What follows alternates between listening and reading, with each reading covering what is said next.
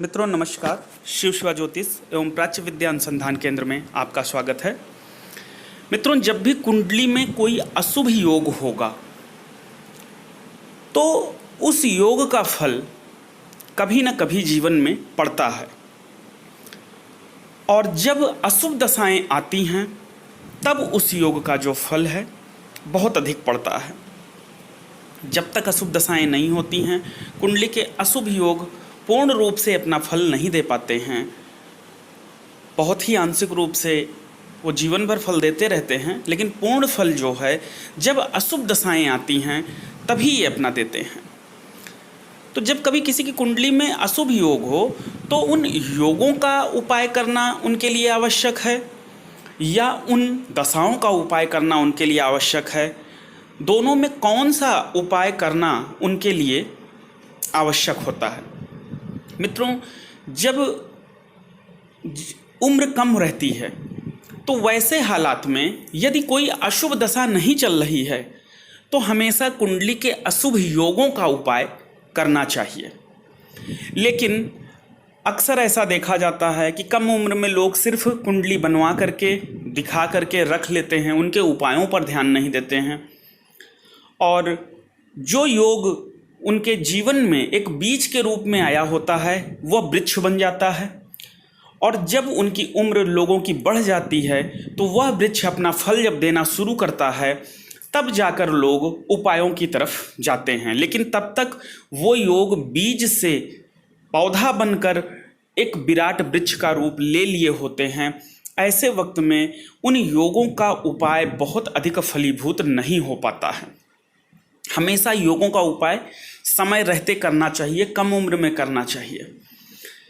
उम्र के साथ साथ ये जो योग होते हैं ये भी बलवान होते चले जाते हैं। जिस तरीके से शरीर बड़ा होता है वैसे ही ये योग भी बलवान होते चले जाते हैं, और जैसे ही ये योग फलीभूत होने का उम्र आ जाता है और साथ में दशा का भी संयोग हो जाता है, तुरंत ये अपना फल देना शुरू कर देते हैं। हमेशा जब उम्र कम रहे तभी योगों का उपाय कर लेना सबसे श्रेयकर होता है। इन उपायों को शास्त्र में विभिन्न प्रकार से बताया गया है। रत्नों के माध्यम से, यंत्रों के माध्यम से, यज्ञों के माध्यम से, ध्यान योग साधना के माध्यम से विभिन्न प्रकार से इनके उपाय बताए गए हैं। दवा कोई भी हो, हर दवा कहीं ना कहीं काम करती ही है। हाँ, ये अलग बात है कि हर व्यक्ति को हर दवा नहीं सूट करती। उसके लिए हम आगे कभी वीडियो बनाएंगे कि किन लोगों को किस तरीके के उपाय करने चाहिए। लेकिन योगों का जो उपाय है वह समय रहते ही होगा, तभी जा कर के वह योग, अगर अशुभ योग हैं तो वो कमज़ोर हो पाएंगे, और यदि शुभ योग हैं तो समय रहते ही उनको बलवान करने के लिए, उनको और अच्छा बनाने के लिए उपाय किया जाता है।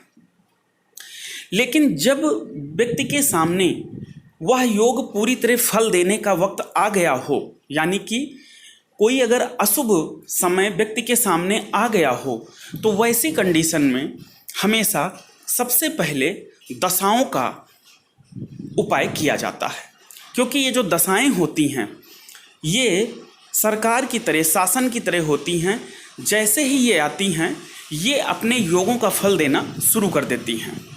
इसलिए अगर दशाओं का सपोर्ट नहीं मिलता है तो योग पूर्ण रूप से फलदायी नहीं होते हैं, और अगर अशुभ योग होते ही नहीं हैं तो खराब से खराब दशा भी आके निकलती है, सामान्य जीवन ही बीतता है, उसमें कुछ अशुभ बड़ा नहीं होता है। यानी किसी की कुंडली में अगर रोग का, व्याधि का, कष्ट का योग है और तब जाकर जब अशुभ दशाएं चलती हैं तभी वह व्यक्ति उन्हें प्राप्त करता है, उनके सामने वह दुख, कष्ट, संकट आता है। लेकिन अगर किसी की कुंडली में रोग का योग ही नहीं है, कष्ट का, दुख का योग ही नहीं है, और उसकी शनि की, राहु की, केतु की या कोई भी अन्य अशुभ दशाएं चल जाएं तो उसके ऊपर कोई विशेष प्रभाव नहीं पड़ता। दशाओं का जो सिर्फ नैसर्गिक फल होता है वही पड़ता है, और ज़्यादा प्रभाव नहीं पड़ता। एक तरह से सामान्य रूप से जीवन चला जाता है। लेकिन अगर खराब योग कुंडली में मौजूद हैं दुर्घटना योग मौजूद है, या कोई और बीमारी का योग मौजूद है, निर्धनता का योग मौजूद है, कर्ज में डूबने का योग मौजूद है, इस तरीके के अगर योग हैं और दशाएं भी वैसे ही योग से संबंधित आ जाएं, तो निश्चित तौर पर व्यक्ति इन योगों के चलते ये सारी समस्या में ग्रसित होता है। हमने पिछली वीडियो में बताया है कि योग और दशा के साथ उम्र भी उस वक्त की होना आवश्यक होता है, लेकिन बहुत सारी ऐसी चीज़ें होती हैं जिनका उम्र से लेना देना नहीं होता है।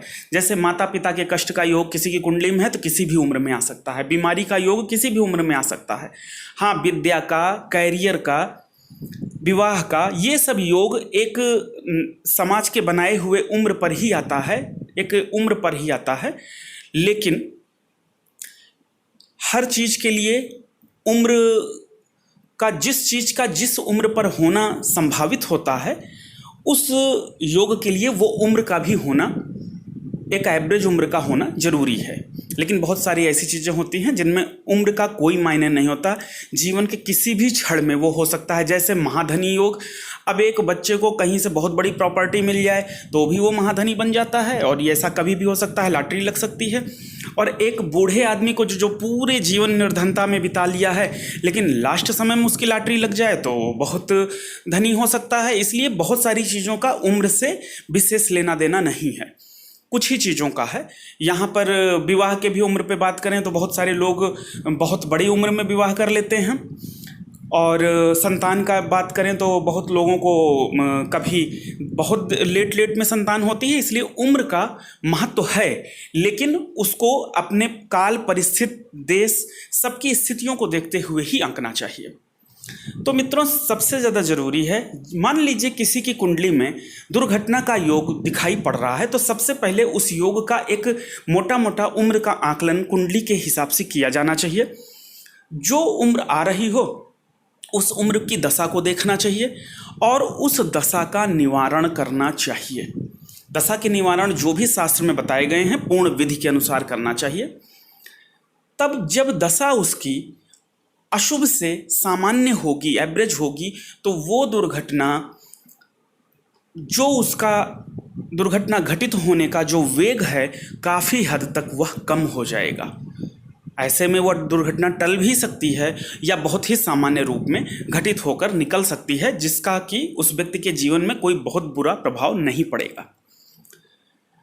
लेकिन अगर किसी को कम उम्र में दुर्घटना के बारे में जानकारी हो जाए कि व्यक्ति को 40 साल में, 45 साल में ये घटना घटित हो सकती है, और कम ही उम्र में उसे ये जानकारी लग जाए, अक्सर करके कुंडलियां जो हैं 5 वर्ष से 12 वर्ष के बीच में ही दिखा लेनी चाहिए, और इसका जो भी उपाय हो, जितनी कम उम्र में होगा उतना ही फलाभूत उसके जीवन में ये होता है। तो दुर्घटना भले 40 वर्ष के बाद दिख रही हो या 40 वर्ष में दिख रही हो, उसका उपाय यदि हम 20 वर्ष में कर लें, हम 15 वर्ष में कर लें, 12 वर्ष में करवा दें, बहुत ही अच्छा परिणाम आता है। क्योंकि उस दुर्घटना का जो योग होता है वह योग कम उम्र में बहुत ही कमज़ोर होता है, छोटे रूप में होता है।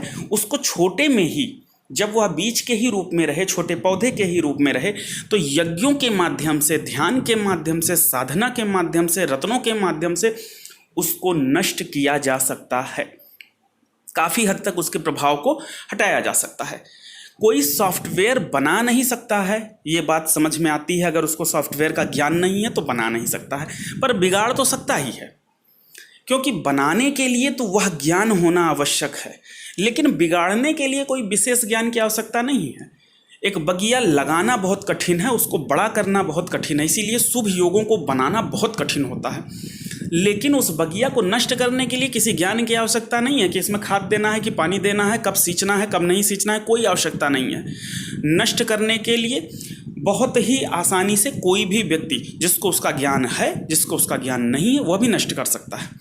इसलिए अशुभ योगों को कम उम्र में ही नष्ट करने के लिए ध्यान, यज्ञ, साधना, बहुत सारे शास्त्र के नियम बने हुए हैं। और शुभ योगों को बनाने के लिए हमारे यहाँ शास्त्रों में यंत्रों का विवरण दिया गया है, यज्ञों का विवरण दिया गया है। ध्यान, साधना, रत्न से भी अच्छे योगों को डेवलप किया जा सकता है।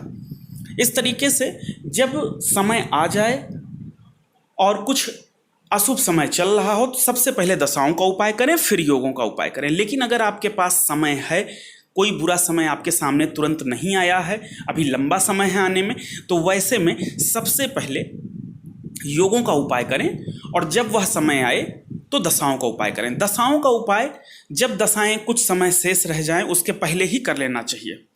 तो अगर दशाओं को आपने कंट्रोल में कर लिया, यानी कि अगर आप जिस पार्टी की सत्ता चल रही है उस पार्टी के जो शीर्ष लोग हैं उनसे आपने अच्छा संबंध बना लिया, तो उस पार्टी का जब शासन चलता है तो आपके साथ कोई अनहोनी नहीं होगी। लेकिन यदि आप विरोध बनाए रखे तो अनहोनी हो भी सकती है, क्योंकि सत्ता आपके विरोधी पार्टी की है।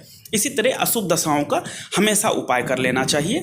तो जो अशुभ योग होते हैं वो अपना पूर्ण फल नहीं देते हैं, वो सामान्य भी हो जाते हैं और अशुभ फल नहीं देते हैं।